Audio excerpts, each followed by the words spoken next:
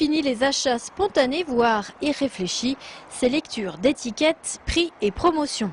On ne se promène plus le week-end dans les centres de marque. Désormais, on y cherche coûte que coûte la bonne affaire. Avant, on se faisait des achats coup de cœur. Maintenant, c'est plus par nécessité, quoi. On profite pour faire un petit peu de repérage, voir les articles qui nous plaisent, au prix qui sont, tout ça, s'il y a des promotions.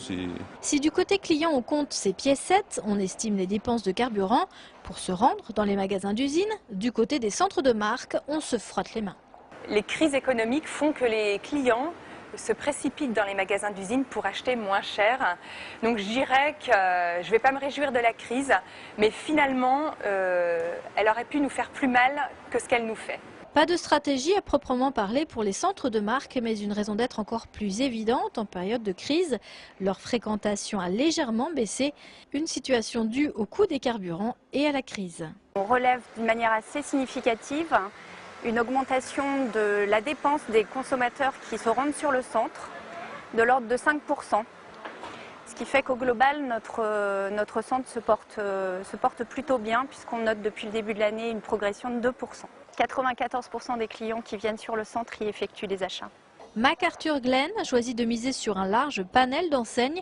Récemment, des boutiques haut de gamme ont ouvert leurs portes pour attirer un autre type de clientèle, mais toujours rester attractive pour les fidèles. Les consommateurs ont toujours besoin d'une part de rêve et d'accéder à des produits de marque.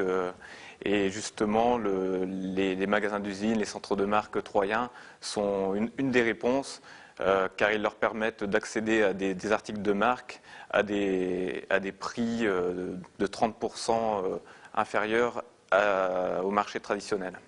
À Troyes, les centres de marque ne se plaignent donc pas de la crise. Leur chiffre d'affaires pour 2008 devrait, sinon être à la hausse, du moins rester proche des 240 millions d'euros de 2006.